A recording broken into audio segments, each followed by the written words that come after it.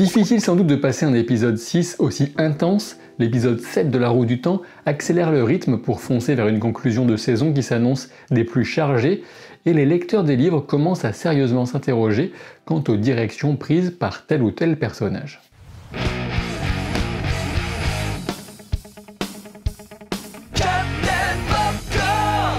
Cette vidéo sera emplie de spoilers sur l'épisode, mais aucun sur les livres a priori. Vous connaissez l'approche, je vais commencer par passer à la moulinette, ce qui m'a le moins convaincu, et cette semaine c'est sans doute Perrine. Et oui, je commence à prendre conscience qu'entre ce que faisait Robert Jordan avec les dialogues intérieurs du forgeron et ce que la série met en œuvre pour donner vie au personnage, il y a un gouffre qui ne fait que croître. Cette deuxième saison a expliqué un peu de son lien avec les loups, de sa capacité à suivre la piste du mal, pour finalement ne rien en faire. Perrine sert clairement ici de prétexte pour introduire Aviendha et la culture des Aiel, sachant que même cela se trouve finalement avoir une importance infime pour l'instant, ce qui réduit le rôle de Perrine à peau de chagrin. Et visuellement, les scènes dans le désert sont relativement laides, et le système de valeurs des Aiel est un peu résumé à un trio de psychopathes qui se tabassent au milieu de nulle part.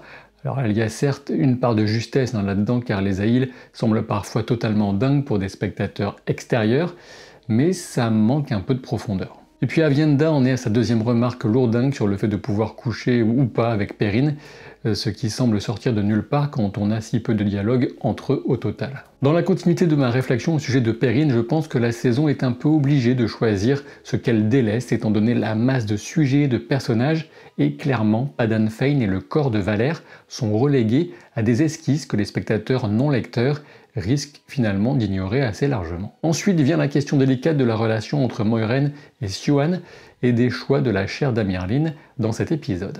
Le flashback de début est relativement maladroit il me semble, autant j'avais trouvé plutôt bonne l'idée de la relation secrète entre Moiraine et Siuan en première saison, notamment dans son exécution et sa sensibilité, mais ici on est trop limité en temps, sans doute pour proposer quelque chose de consistant. Sachant que les deux actrices en question sont vraiment très douées, le problème provient de l'écriture et du dialogue de leurs scènes qui les présentent comme naïves alors que Moiraine doit avoir au moins 60 ans à l'époque de ce flashback. Quoi qu'il en soit, j'apprécie l'interprète de Siuan et j'étais content de la revoir. C'est d'autant plus dommage d'avoir cette impression que les décisions du personnage semblent être davantage motivées par l'envie des scénaristes de susciter un conflit émotionnel, avec Moiraine bien sûr, que de respecter la psychologie de Siuan. Et puis quand même avant d'oublier, je me demande comment Siuan a pu utiliser le pouvoir unique comme une arme en quelque sorte contre Lan, car il me semble que cela viole l'un des 3 serments des Aes Sedai, mais personne ne semble s'en inquiéter dans la scène. Est-ce qu'il y a bien une femme qui serait assez solide pour accepter la pression et continuer de se fier au jugement de Moiraine? C'est bien Siuan. Je ne sais pas si on peut espérer que Siuan est en réalité sous l'effet d'un pouvoir de coercition, de compulsion comme vous voulez, comme ce que Veryn Sedai avait découvert au sujet de Sheriam Sedai, la maîtresse des novices, avec son registre des sorties. Mais pour le moment, j'ai plutôt l'impression que ce choix est bel et bien le sien, car un des moments les plus marquants de l'épisode reste la priorité que Siuan va donner à sa vision des choses pour le dragon réincarné, la façon de le gérer, priorité sur l'amour secret et intense qui la relie à Moiraine depuis des décennies. Et il faut bien souligner que le fait d'utiliser le fameux serment de Moiraine n'a d'impact narratif que si Siuan fait appel à ce serment en toute conscience. Clairement, la fin de l'épisode qui laisse Siuan en position de faiblesse, aussi bien physiquement que d'échec stratégique, laisse présager une tempête potentielle à venir au sein de la Tour Blanche, raison pour laquelle Lanfear souligne qu'une Siuan affaiblie est plus intéressante pour elle qu'une Siuan morte. En effet, l'une des grandes thématiques de fond de cette saga de la Roue du Temps, c'est la difficulté pour celles et ceux qui combattent l'ombre de le faire de façon unie et de ne pas perdre leur énergie à se combattre entre eux. J'en viens maintenant à Rand, il reste extrêmement passif, trop de mon point de vue, et son seul recours consiste à obtenir l'aide d'une rejetée qu'il sait terriblement dangereuse. Le fait que Rand manque cruellement de maîtrise de son pouvoir ne me semble pas déconnant, mais que plusieurs fois, sur un seul épisode, une seule Aes Sedai suffise à le maintenir séparé de la source, ça me paraît un petit peu capillotracté et un peu dommage. En effet, étant donné le pouvoir brut incomparable de Rand, supérieur à celui de Nynaeve même, eh bien, même sans maîtrise, il ne devrait pas pouvoir être maintenu coupé du pouvoir aussi facilement. Je l'évoquais à l'instant, Lanfear reste incarné avec une présence remarquable par Natasha O'Keeffe, aucun doute possible à ce sujet. Néanmoins, le choix de la montrer avançant à découvert en pleine rue pour se frayer un chemin à coups d'explosion me semble pour le moins discutable. Alors c'est vrai, on a été prévenu en début de saison par Ishamael, la subtilité n'est pas le fort de Lanfear, mais quand même, je pense que différents usages plus recherchés du pouvoir unique auraient permis de mieux mettre en valeur ce dont une rejetée en l'occurrence, est vraiment capable en se donnant un petit peu de mal, quelques efforts d'imagination. Et pourtant, je dois quand même reconnaître, c'est vrai, il y a un petit côté satisfaisant à la voir tout détruire sur son passage avec Swag, mais ça me semble être un plaisir un peu trop facile. Cet épisode a pour titre Daes Daemar, qui définit le jeu des pouvoirs des maisons nobles de Cairhien. Le titre n'a rien à voir avec le contenu de l'épisode, et il est donc mal choisi. Alors on a juste Barthanès Damodred, le neveu de Moiraine et futur roi, qui est démasqué en tant que suppôt du ténébreux par sa propre mère.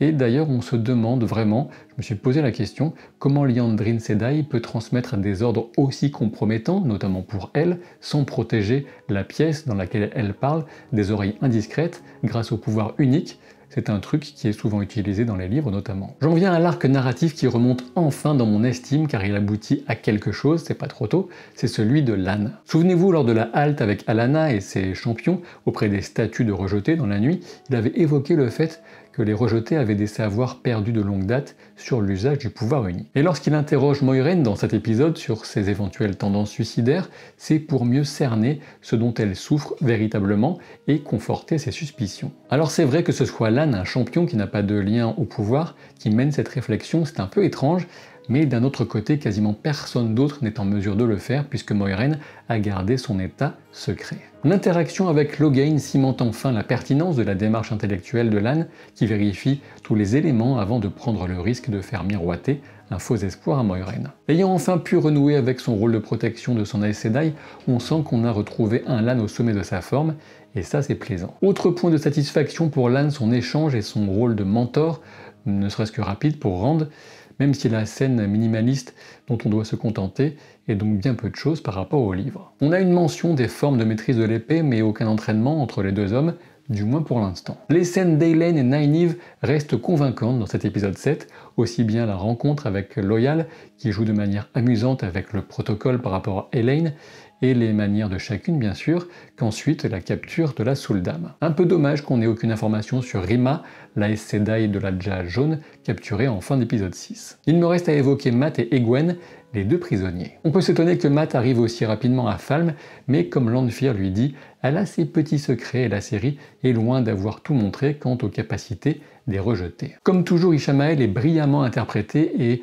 ce jeu de corruption auquel il s'adonne avec Mat est délicieusement vicieux. Et le moins qu'on puisse dire, c'est que la série joue ici avec les attentes des lecteurs notamment, puisque Ishamael fait miroiter des révélations sur ses vies antérieures et sa vérité profonde au pauvre jeune homme. Il instrumentalise la culpabilité de Mat pour tenter de le faire basculer vers les ténèbres en lui vantant les vertus révélatrices de son infusion du Grand Sud de saveur du soir. Dans les visions, on remarque que l'image de Padan Fain remplace parfois celle de Mat ou inversement, alors que cette ombre commet des crimes. Alors bien sûr, on se situe ici clairement dans une version parallèle qui n'a rien à voir avec le déroulement des livres, mais je dois dire que l'aspect angoissant des visions était bien rendu et que l'interprète de Mat a un bon potentiel. Comme avec l'épisode précédent, le meilleur de celui-ci reste pour moi Egwene. Elle a une seule ligne de dialogue, mais quelle ligne! L'adversité a révélé les immenses ressources de détermination de la jeune femme qui devrait rapidement devenir une favorite de la plupart des spectateurs. Et cet enchaînement du lavage à l'éponge, comme on le ferait avec un animal fraîchement dressé, et la réponse cinglante et sans appel d'Egwene, avait vraiment de quoi faire le bonheur de tout bon fan de badasserie qui se respecte. Et oui, j'ai bien dit badasserie. Voilà donc pour cet épisode qui reste visuellement solide, à l'exception des piètres scènes de désert, et qui continue de servir plutôt bien certains personnages, tout en laissant d'autres sur le carreau, et c'est toujours un petit peu triste. Vous l'aurez compris, j'en ressors nettement plus mitigé que de l'épisode 6, en attendant aussi de voir si les nombreuses balles avec lesquelles les scénaristes ont commencé à jongler ne tomberont pas toutes au sol avec la conclusion attendue de l'épisode 8. Je ne suis pas encore certain de l'ordre dans lequel je vais sortir ces vidéos, mais sachez que la série Gen V, un spin-off de The Boys, est disponible. Ces 3 premiers épisodes sont disponibles sur Prime Video, et j'ai déjà consacré une vidéo qui arrive prochainement ou qui est déjà sur la chaîne. et je vous conseille de jeter un œil à la série Gen V, puisqu'on retrouve de nombreux points positifs qui faisaient tout le sel de The Boys. Je vous dis à très vite pour de nouvelles aventures. Salut!